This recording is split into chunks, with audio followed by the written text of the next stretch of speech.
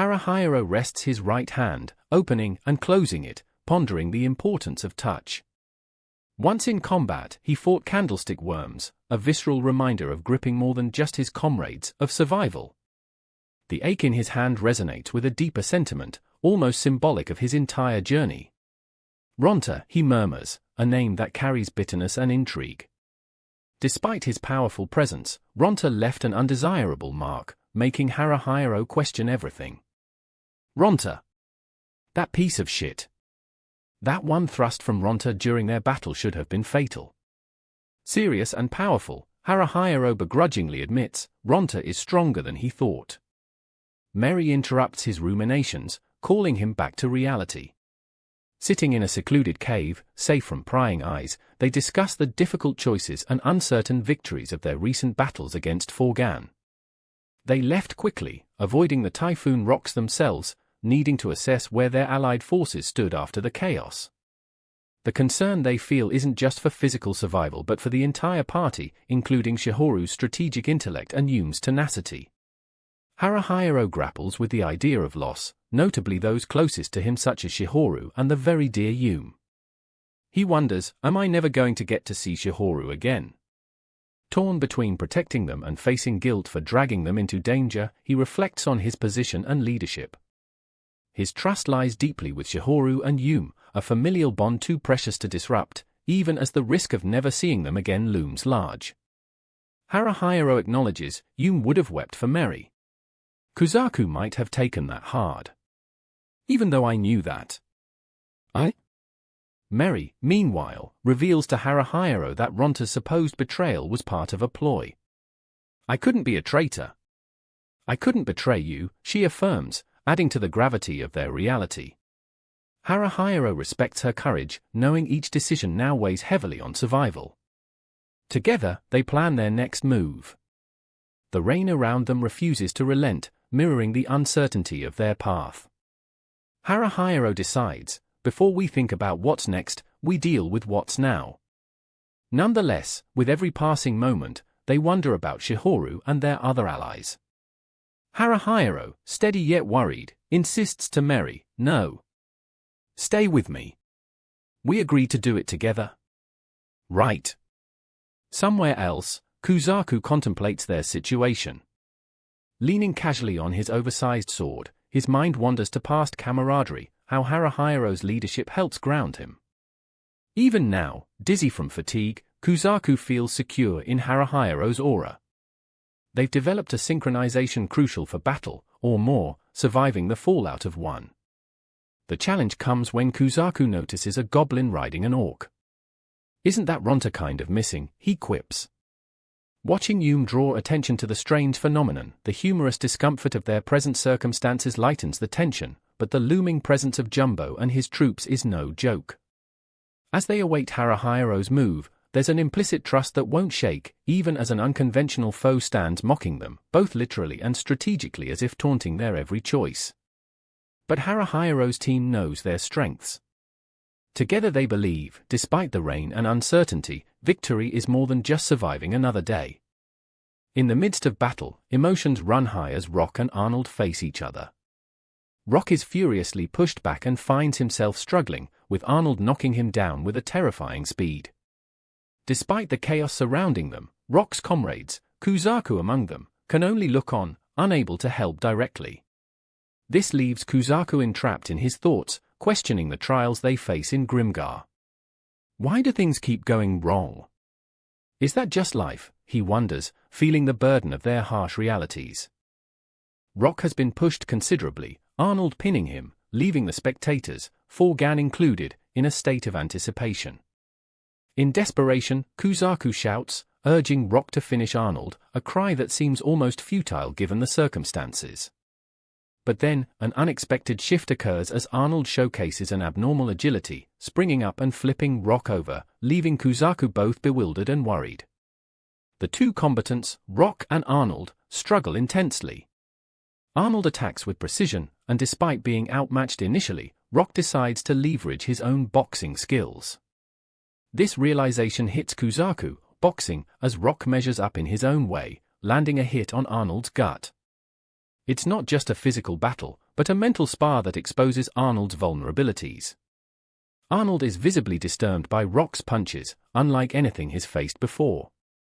Yet, despite the physical overwhelm, Arnold manages to keep calm, unnerving those who watch. Just as Arnold seems poised to gain the upper hand once more, a voice cuts through, halting the fight. A figure, Jumbo, emerges, his authority undeniable, his presence instantly commanding everyone's attention, including Kuzaku's. Jumbo, an orc with an air of civility and control, proposes to take control of the fight. The situation reflects how things have changed, from survival instincts to a form of negotiation. While Rock and Arnold struggle with their roles in this sudden development, Jumbo's intervention showcases the complexity and unexpected nuances in their foes. Not everything is as straightforward as it seemed, and even Forgan is not monolithic in its intentions. Jumbo's appearance prompts deeper introspection among the group. Rock, although struggling, complies frustratingly with Jumbo's reasoning. The sight of an orc being capable of such rationality surprises Kuzaku, emphasizing how they've underestimated Forgan's intelligence. The group dynamic shifts under Jumbo's contemplation, creating a tension that mingles with respect. Jumbo's calm demeanor amidst chaos poses a potential turning point. He realizes the ongoing battle is unsustainable and offers a path that demands strategic thinking rather than mindless combat. This situation is an opportunity for negotiations instead of brute force. Amidst this reflective moment, another interaction emerges with Kajita and Jumbo exchanging terse words. As tempers flare, Kajita, of Typhoon Rocks, challenges Jumbo, displaying his own readiness to fight. Jumbo's attempts to defuse the situation result in a quick motion that takes many by surprise, including Kuzaku. As the chapter unfolds, lessons on alliance, negotiation, and unexpected camaraderie weave through this harrowing tale in Grimgar. There's a stark juxtaposition of brute force against wisdom, and how even amidst profound differences, understanding can be reached. Through these battles, each character, a fighter or foe, shows layers of complexity that redefine both sides involved in the conflict. With the tense atmosphere hanging over them, Jumbo stands in midair, seemingly defying gravity. Kajita stands his ground, using Jumbo's mushrooms to propel his swings with ease. "Don't think you can kick me," Jumbo taunts, taunting Kajita as he moves effortlessly, as if walking through the air. Kajita tries to connect his strikes with Jumbo, but he miles ahead, executing a series of kicks that Kajita can only barely counter. Even through this intense dance, Kajita keeps his humor intact, asking, "You still want to keep this up?" Jumbo, of course, doesn't back down, believing that the others can't compete with his skills. Their verbal exchange gets heated. Kuzaku, watching this spectacle unfold, realizes that they might not be able to match Jumbo alone, but they stand their ground regardless. Meanwhile, the mighty Rocks decide to stand aside, acknowledging Jumbo's abilities. Rock advises, "It's time for us to leave." As the group prepares to depart, a whimsical sense of camaraderie stirs them. Jumbo's accepted his victory, until Kuzaku notices Kuro's absence and ponders how much time has passed since he disappeared. Anxiety bubbles beneath Kuzaku's calm exterior as he considers the impossibility of returning home. He admits internally, "I miss Alterna." As they move forward, some members remain quiet, lost in their thoughts about how far away Alterna seems now. Suddenly, a voice breaks the silence. Takasagi demands to know why his subordinates attacked Ronta. Tension mounts as Jumbo tries to interfere, but Takasagi is undeterred, ready to discipline the wrongdoers himself. An explosive confrontation seems inevitable. Just then, various orcs emerge with menacing intent, threatening the group from both sides. Kuzaku swings into action, trying his best to hold back the onslaught, even as others struggle to fend off the attackers. The chaotic battle rages on, filled with flashes of steel and clangs of clashing weapons. A moment of realization dawns on Kuzaku, "I can defend."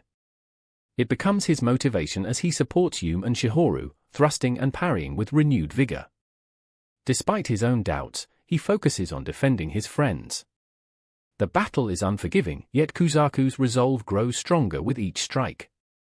Meanwhile, Yume and Shihoru, separated momentarily from the group, ponder their next move. They hide, cautious of their surroundings. Yume worries about Kuzaku's fate, knowing they've been separated again. Yume struggles against her thoughts, remembering Ronta's obnoxious presence and how, despite everything, he was still an integral part of their group. As they wait in hiding, they reflect upon their journey together. Yume recalls the early days of their group, when each member came together like a haphazard family. Even with friction and disagreements, they had formed bonds stronger than they'd initially realized. Then, a new foreboding sight appears, a powerful black wolf ridden by a goblin beast master. This new challenge, formidable and relentless, signals yet another test for Yume and the rest of her team. Amidst fears and fighting, one truth shines through: each of them holds a crucial place within this makeshift family. As Yume and Shihoru prepare to rejoin their companions, they understand better than ever that no matter how far they journey or how dangerous their path, the ties they've built will guide them through whatever comes next. When Yume sees the black wolves, a deep-rooted instinct warns her. These creatures, called white god Elhit protectors by hunters, are not to be underestimated. Stories tell of the wolves' ferocity, reinforced by the tragic tale of the brother and sister who fell to them. These beasts possess a relentless hunger, enough to even drive siblings aside. Though she knows their danger, Yume is not alone. She stands with Shihoru, who nods at her confidently, silently assuring her that they must tackle the threat together. The black wolves begin their approach, having caught the scent of prey. Realizing they need to act fast, Yume and Shihoru start hatching a plan as Yume begins loosing arrows to redirect the wolves' attention. Yume's first arrow draws the wolves away, stirring excitement as the creatures instinctively follow the sound. Shihoru, relying on Yume, is already preparing for what comes next. They can't afford to be discovered. As the wolves advance, Shihoru subtly positions herself, ready to cast her magic. Suddenly, the cryptic howls rise from the wolves, a predatory sound resonating through the air. The noise they make is reminiscent of a presence Yume and Shihoru have faced before. Another voice joins the confusion. It's the haunting echo of Kuro, their ever-faithful ally, as dark flutters ominously above. Worried, Yume focuses her aim. Her arrows must land true, she knows the pack is fixated on them. The black wolves, dangerous even when diffused, pose a significant threat. But the appearance of the large wolf, Onsa, changes everything. Yume's arrow shoots true, striking Onsa's side, although it doesn't quite penetrate enough to subdue him. Even as arrows pour down and dark spreads across the wolves, Shihoru remains conscious of their delicate situation. The darkness serves as a deterrent, but one wrong move and dark's effect could extinguish, leaving them vulnerable. For now, other wolves retreat slightly, their collective will weaken by the surprise attack. Yume recognizes their opportunity and draws Wanchan, her blade, knowing it's risky but necessary. There's no room for hesitation, she charges fearlessly at Onsa, aiming to finish the battle outright. Closing the distance, using the tactics she's learned, Yume confronts Onsa directly. The combat seems surreal. Onsa attempts to retaliate, his instincts driving him to defend. Yume's heart races as she clings to Onsa's neck, refusing to release her grip. The struggle feels endless until, against all odds, both of them begin to tumble down the steep incline together, an unwelcome test of gravity. Caught in the chaotic descent, Yume is suddenly aware of the peril she now shares with Onsa. In midfall, grappling with her new reality, thoughts of friends and survival share space in her mind. They're not alone on this cliff, Yume realizes, as the large black wolf steadies itself, caught in the same downward spiral. The rain and mist obscure their trajectory. Every sensation becomes immediate and visceral. Yume urges herself not to panic, even as the ground rushes to meet them, landing with an impact that leaves her breathless. Groaning, she struggles to rise, determined to face whatever comes. Eyes narrowing, Yume spots Onsa attempting to regain his footing, undeterred by the fall. Her heart beats faster as Onsa charges, reigniting the chase. Desperate, she calls to Shihoru and the rest, Shihoru. Her voice a rallying cry across the dismal scene. Now, faced with the looming presence of Onsa once more, Yume has no choice but to ready herself. Onsa might have had the advantage in size and strength, but Yume is relentless. between fierce struggles, she's reminded of the voice in her mind, urging her forward, encouraging her to stop the chaos. In one final attempt, Yume calls to the entity she feels. In this moment, Kuro responds, stepping forward between Yume and Onsa. With a knowing stare, their connection is reaffirmed, drawing a line Yume hesitates to cross. She doesn't want to fight, not now, not when there's hope for resolution. Watching Onsa's hesitation, Yume realizes the battle need not continue. If only for a moment, both sides seem willing to stand down. It's an uneasy truce, one hard one and fragile, yet Yume vows quietly to herself to cherish it, knowing the uncertainty that lays ahead. Shihoru steels herself for the unbearable loss of her comrades. She reflects on the death of her friend, Dark, feeling an overwhelming sorrow mixed with burning determination. I won't die just yet, she resolves, knowing she must press on for those who cared about her. Amid the swirling darkness in the form of a dark mist, Shihoru moves cautiously. Dark perches on her shoulder in a small humanoid form, his presence offering some comfort. As she navigates through the mist, black wolves begin to close in. Her heart pounds as she braces herself. With each step, the wolves get closer.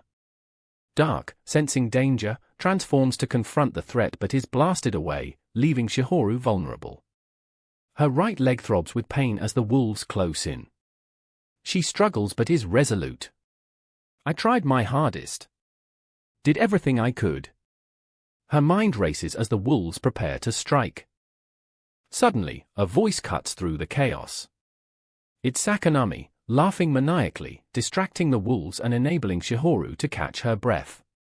Though her body is battered, she manages to stay conscious, relieved that she's still alive. She reflects on the situation, pondering the idea of facing death alone. Memories of Minato and Maguzo-kun flood her mind. She clings to hope, believing they're not gone if their memories remain with her. I did my best, right? Minato-kun. If he does? I'll know that I'm not alone. In the aftermath, Shihoru's savior, Tsuga, tends to her wounds. She lies reeling, vulnerable yet thankful. Tsuga provides her with a cloak for protection, acknowledging her relief.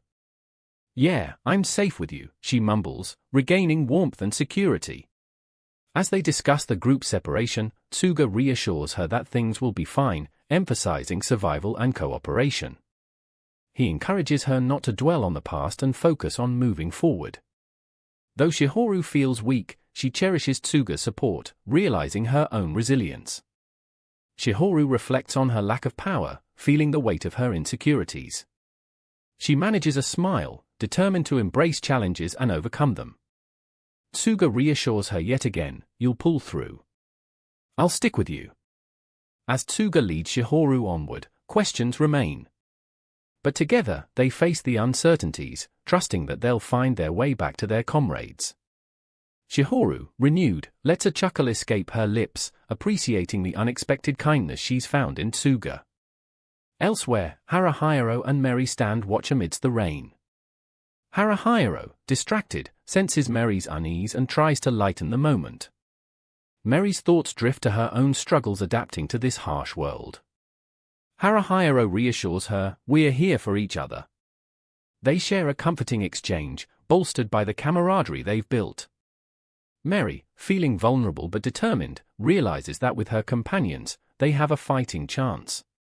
She vows to support them, as together they face the unknown future.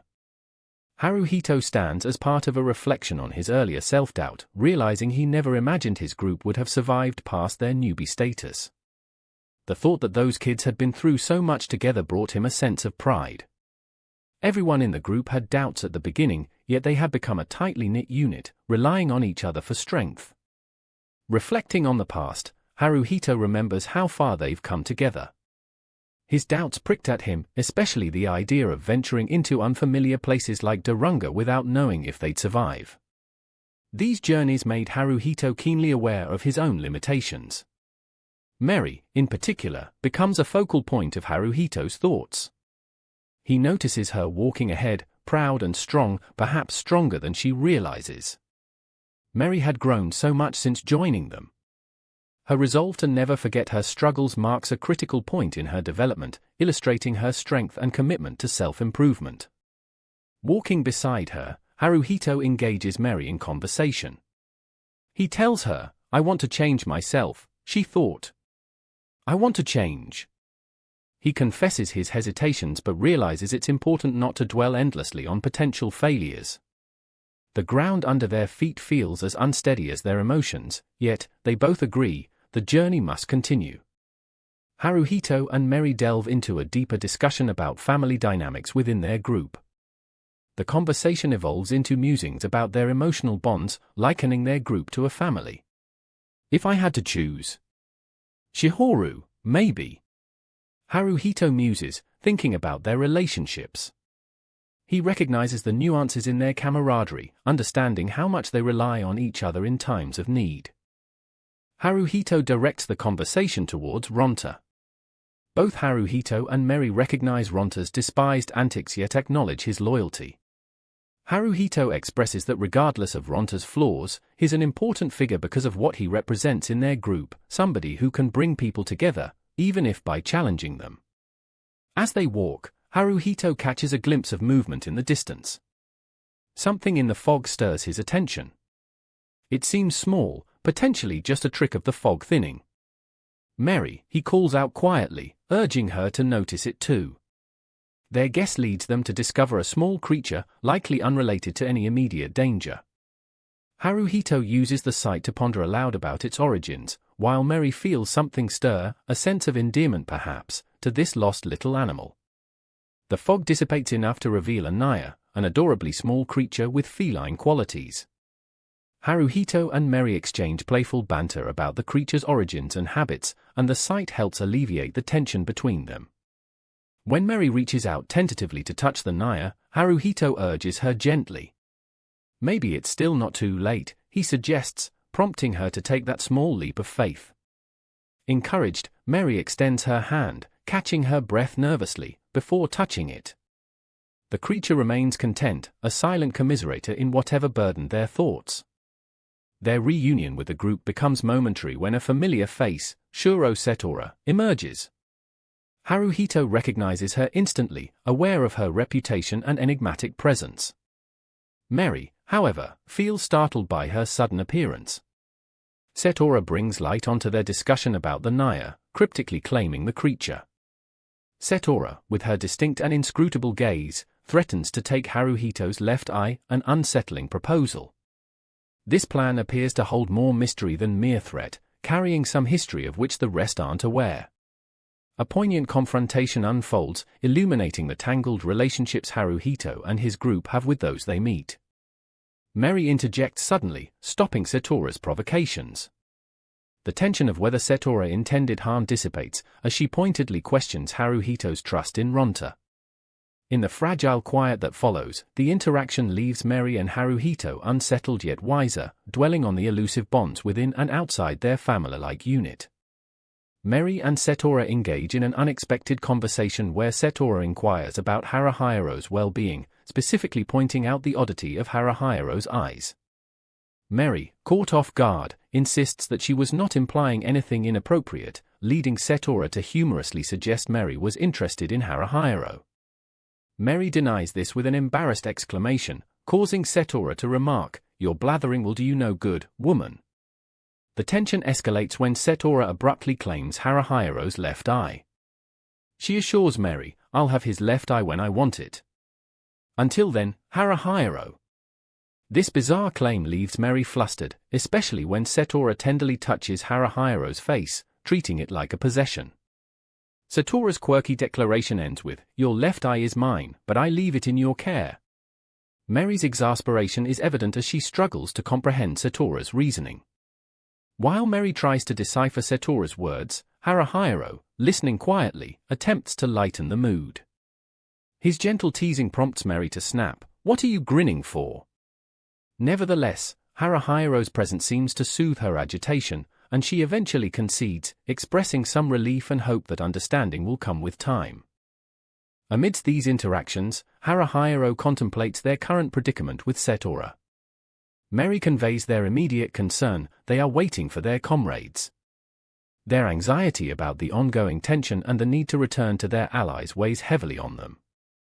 Haruhiro realizes that despite the pressure of the situation, Setora is not an adversary.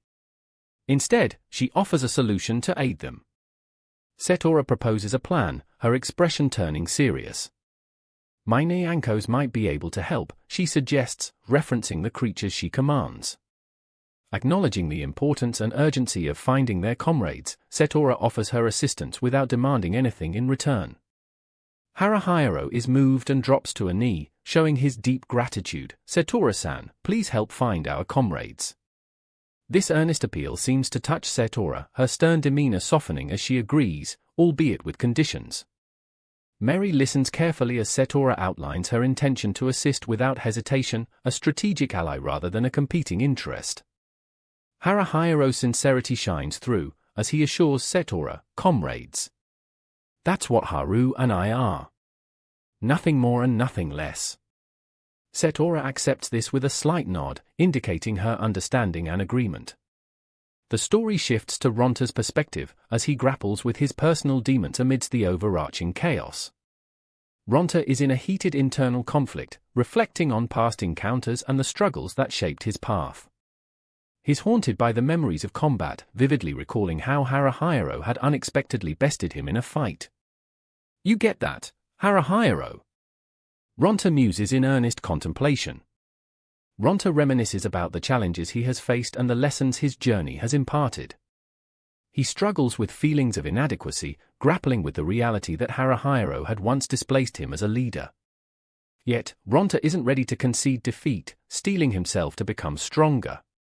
His classic bravado shines through as he vows, "Know your place, Haruhiro. In the end, you are no match for me." In his reflection, Ronta acknowledges his grudging respect for Haruhiro. Despite their rivalry, a sense of camaraderie persists. "It'll broaden my horizons," Ronta thinks, contemplating the steps ahead in this perilous world. As Ronta navigates his path of redemption, he encounters an unexpected moment of vulnerability. Haruhiro's trust and unyielding belief in their shared mission spur Ronta's resolve to forge ahead. He recalls a promise made, emphasizing the importance of loyalty. "They won't kill you, Haruhiro. There's a path. A way to make this work." The narrative culminates with a sense of anxious anticipation and readiness. Haruhiro and Mary await their comrades, Setora's understanding and assistance providing a glimmer of hope in their uncertain journey. Meanwhile, Ronta stands prepared, determined to face whatever destiny holds. The dynamic interplay of friendship, rivalry, and mutual respect propels their collective saga as they traverse the challenges of their fantastical world, seeking resolution and the unyielding bond that unites them as one. Ronta holds a container of alcohol, his mood contemplative as he drinks. Arnold, who stands nearby, seems intrigued by Ronta's reflection and comments, "This is good stuff. I like it." Ronta jests, but there's a hint of truth beneath his sarcasm. The warmth of the alcohol stirs old memories, recalling a past friend who once shared a similar expression. "Ronta-kun," they had said, suggesting dreams of opening a restaurant. The conversation shifts as Ronta contemplates the relationships that surround him. Though he's firm in his assertion that he doesn't hate anyone, there's an underlying tension. The death of Maguzo weighs heavily on him. Despite his facade of indifference, Ronta acknowledges the depth of their camaraderie. "We might not be friends, but we're comrades, okay," he muses, almost as if seeking validation. Takasagi joins, breaking the silence. He smirks, acknowledging the chaos Ronta caused in the past. The underlying question is clear: does Ronta want to be a part of them, to open up? Yet Ronta remains guarded, aware of the potential consequences of letting his defenses down.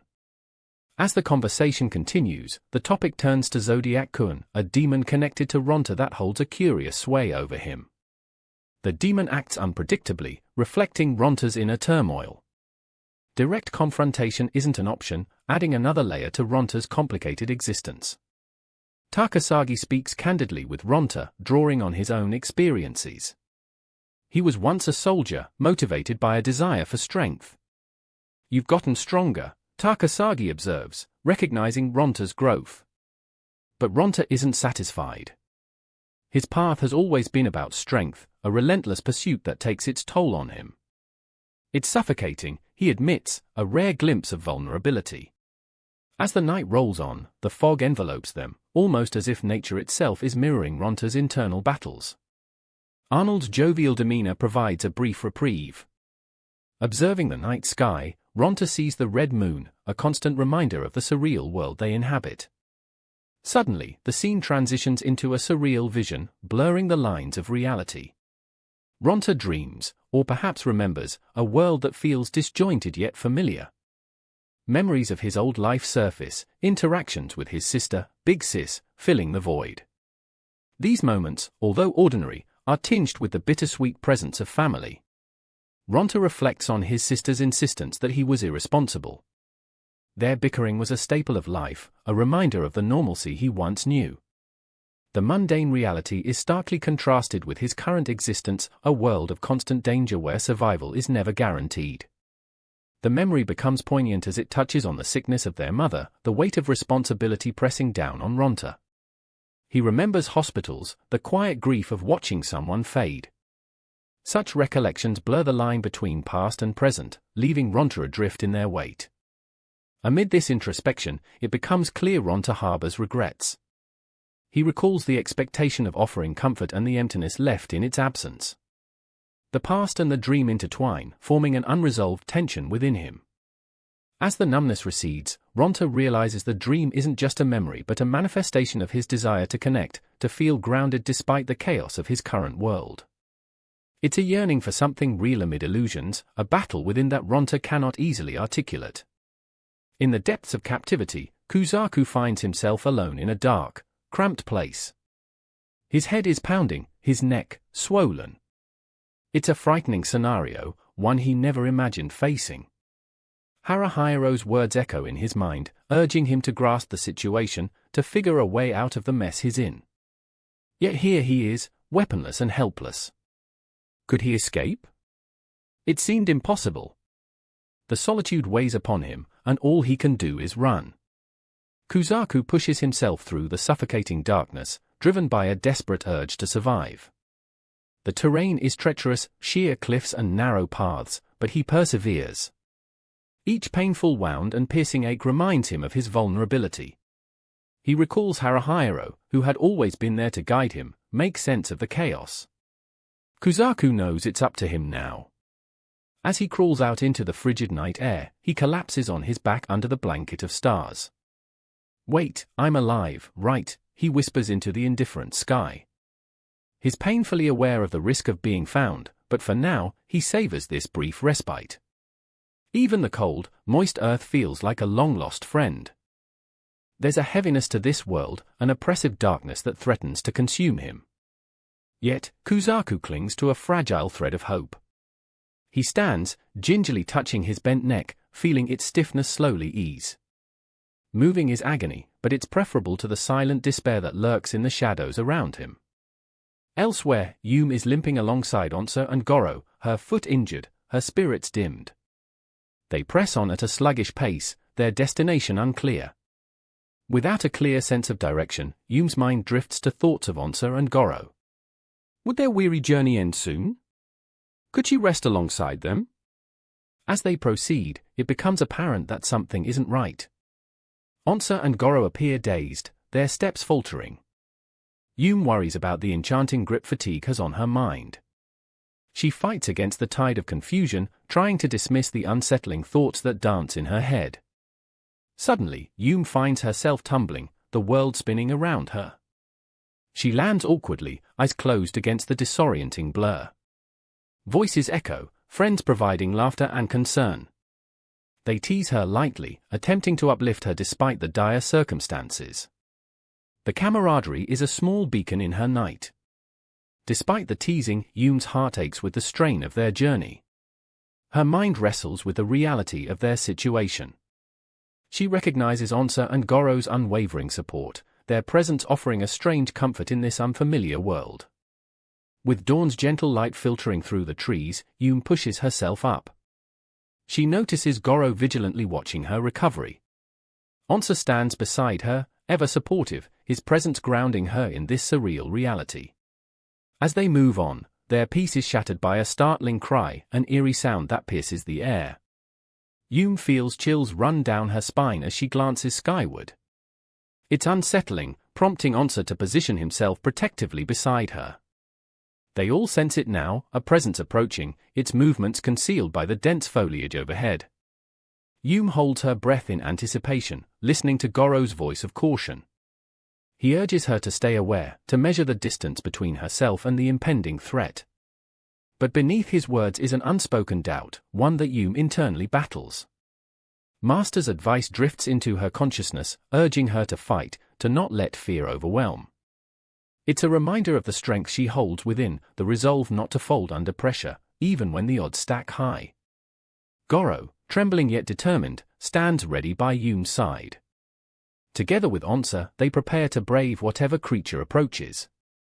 The flapping of wings, a call to arms or a harbinger of their end. It's unknown, but the trio remain steadfast, fear mingling with the hope that somehow, against all odds, they will prevail. In a realm where fantastical creatures roam, Chihoro and her companions find themselves caught in a world of constant danger and uncertainty. As the sun dips below the horizon, casting long shadows that dance across the landscape, a mysterious threat looms. Chihoro gazes skyward, her mind racing, trying to categorize the creature before her. It's not a bird, nor is it wholly reptilian, but something in between, a wyvern. Its blue scales glint in the fading light, and Onsa, a fellow adventurer, whispers the name with growing alarm. The sight of such a beast sends a shiver through the group, a tangible reminder of their vulnerability in this unfamiliar territory. Yume, with a mix of fear and curiosity, buries her face in Goro's fur, contemplating the danger. There are things like that out there, huh? If it finds us, is everyone gonna get eaten? She wonders aloud, voicing the uneasy thoughts lurking in their minds. Later, as the darkness deepens, Chihoro finds herself reflecting on her place in this world. Her thoughts drift to Tsuga, a comrade who wakes her from troubled sleep. His presence is a welcome comfort, and as Chihoro stirs, she's confronted by the reality of their existence as volunteer soldiers. It's not a life of choice, but of necessity, driven by survival and the bonds formed within their party. Chihoro confides in Tsuga about the way she became a soldier, all the while grappling with her own motivations. If it were just me on my own, I wouldn't be doing this. If I hadn't happened to enlist at the same time as Rock, and we hadn't paired up, I'd probably have long since gone back, she admits, revealing the deep connections keeping her tethered to this life. Tsuga listens intently, understanding in his gaze. He knows the weight of these decisions, the sense of responsibility that binds them. In their world, it's not enough to fight alone, existence itself depends on trust and camaraderie. That's your motivation, or rather, your reason. I see, Tsuga acknowledges, validating her truth. Their conversation wanders to the risks inherent in their life, the ever-present threat of death. The anxiety of battle shadows their every step, yet it's a life they are bound to, by choice or by chance. In work outside of that, there were times they had to hold back, and at other times, go wild. Tsuga reflects on the fine line they walk, balancing restraint with recklessness, driven by the need to survive. Despite the dire circumstances, there's a certain resilience in how they face danger. Chihoro ponders their reality, they were alive. Because, unlike those who had died, they were still alive. I want to live true to myself, until the day I die. It's a silent vow to herself, an acceptance of the challenges ahead. Suddenly, their sense of calm is disrupted. Strange cries pierce the air, and Tsuga's instincts sharpen. He listens, then leans close, his voice barely above a whisper. Do you think it's a bird? He asks Chihoro, a note of doubt in his tone as they try to pinpoint the source of the eerie sound surrounding them. The tension mounts as they attempt to decipher the unsettling noises. Anxiety tightens its grip on Chihoro, her senses heightened. The landscape offers no clues, only a pervasive unease. I think you must have imagined it, Tsuga tries to reassure her, but the words are fragile, carrying little weight against the looming threat. But then, in a heartbeat, everything changes. A shadow descends upon them, swift and menacing. The dragon, a being of nightmares, emerges, and with it, an immediate need for survival flares. Shihoru and Tsuga move in sync, instincts sharpened by the relentless drive to stay alive in a world that demands everything. In the chaos, the dragon attacks, but Shihoru acts swiftly, summoning dark mist, her elemental companion. Magic envelops them, an ethereal shield against the creature's fury. The dragon rides, disoriented by the tactical maneuver, screeching its defiance as it struggles to see through the dark veil. With strategic precision, Shihoru and Tsuga manage a narrow escape. The altercation leaves them breathless, aware of their narrow brush with death. They sprint forward, distance granting them precious moments of reprieve. "We're getting out of here," Tsuga urges, the urgency in his voice unmissable. The harrowing encounter jolts Shihoru's resolve, though doubt still gnaws at her. "I wouldn't do a thing like that," she protests, fighting back her insecurities.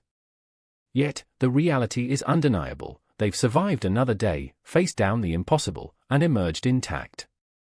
Amidst the chaos of survival and introspection, another story unfolds involving Mary, whose inner turmoil is cloaked beneath a composed exterior.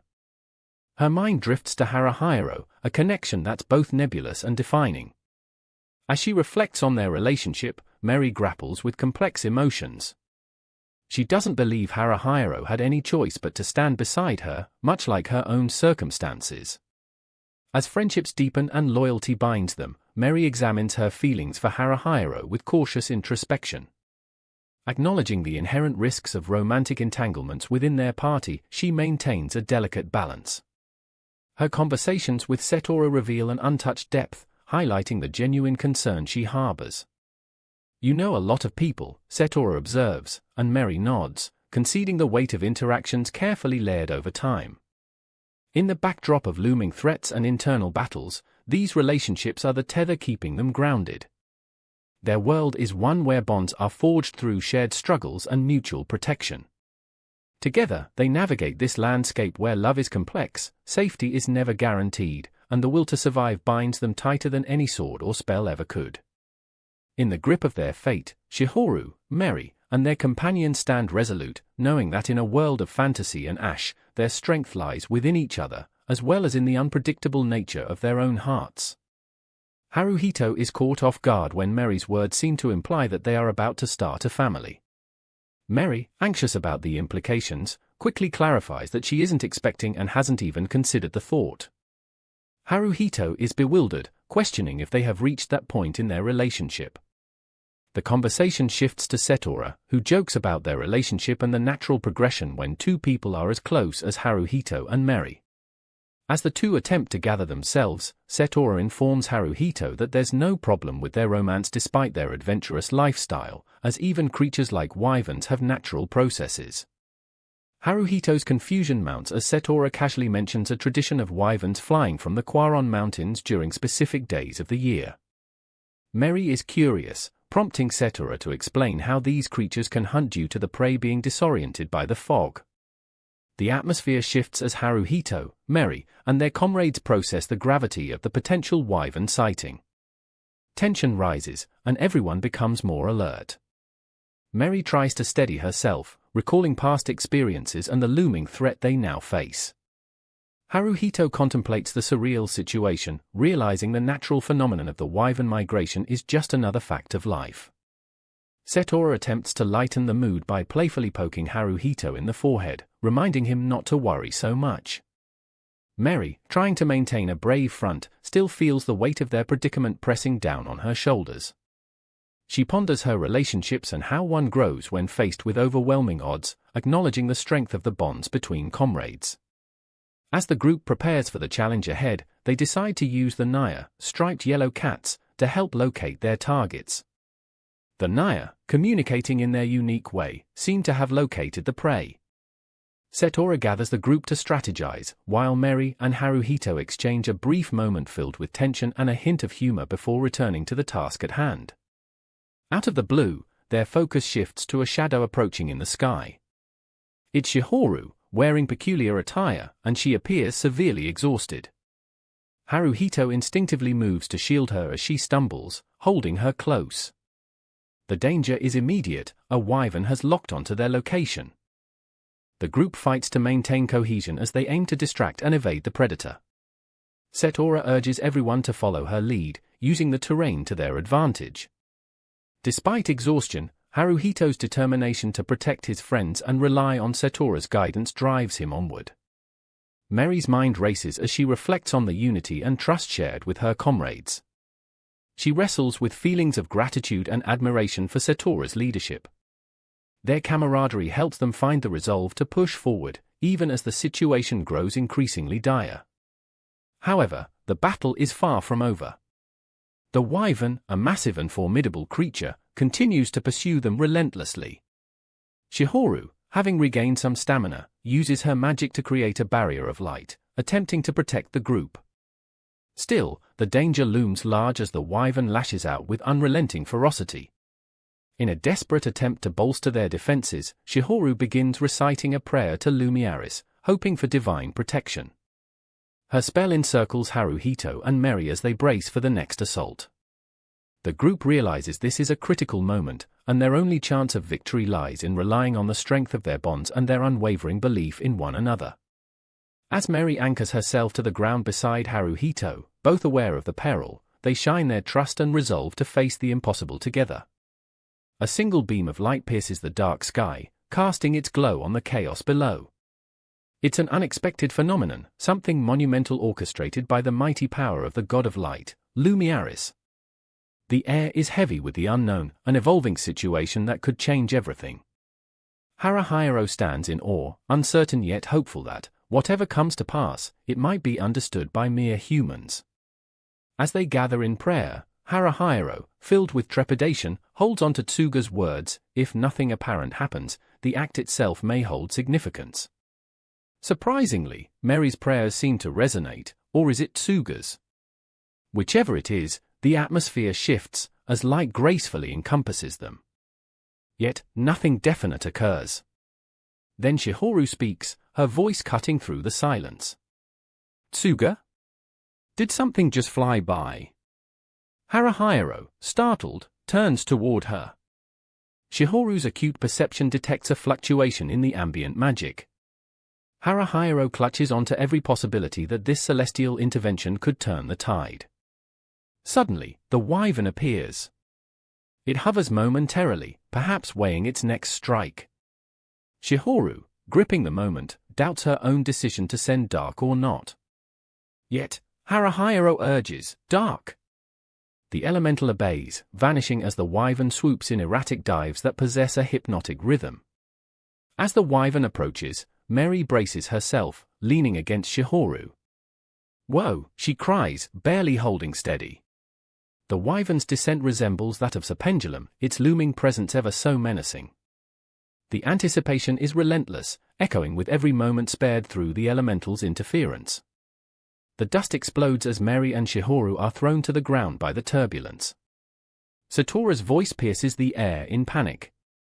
Haruhiro seizes Dark's opportunity, a climactic dance with danger.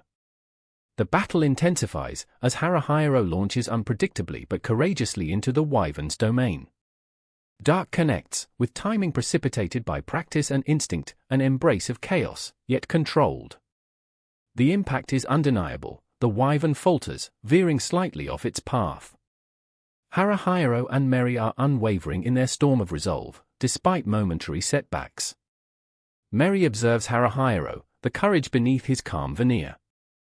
He's a maestro of quick tactics, tempered by necessity and desperation. Adrenaline surges, uniting their purpose. They refuse to shy away, using everything at their disposal to confront a formidable foe. From behind them, a familiar voice reverberates. It's Kuzaku, a burst of lively energy at odds with the grim stage. With his arrival, hope rallies anew. Despite the chaos, Kuzaku provides an arsenal of morale. "Ha ha! I found you," he declares, confidence wrapped in jest. Meri can't help but find solace in his buoyancy. With limited time, Kuzaku and Tsuga maneuver swiftly to aid Haruhiro and Setora, disrupting the advancing enemy forces. The Black Wolves are relentless, fervent in their singular pursuit.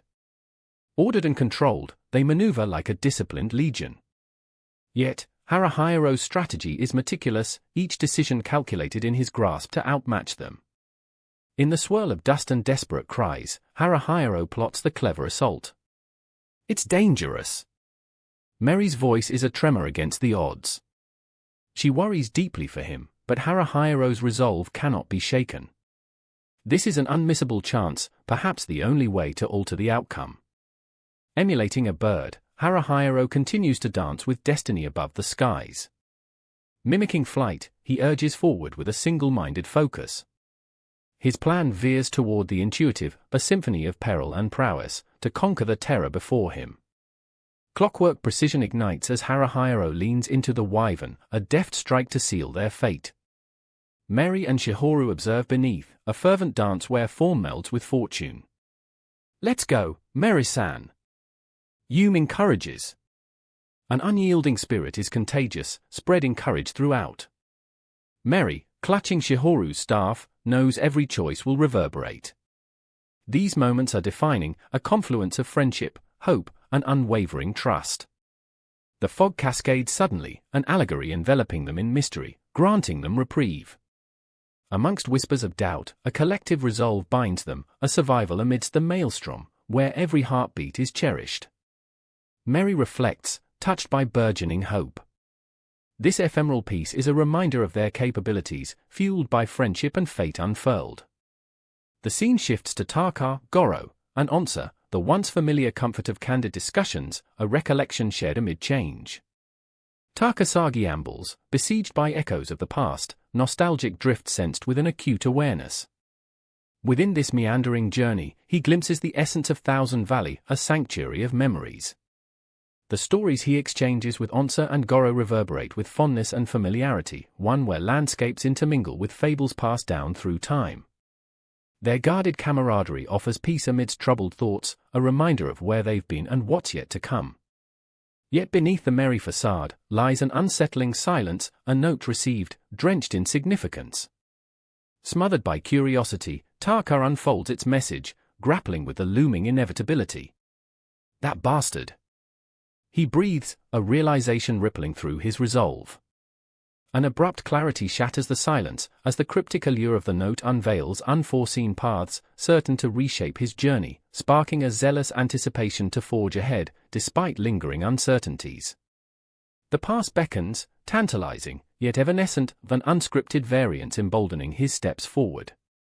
All these revelations, emotions unfurled, weave a profound tapestry, a saga of endurance and transformation.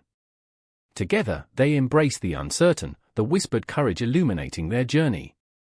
After all, the ties that bind are unwavering, even as the horizon eagerly demands their unfolding stories.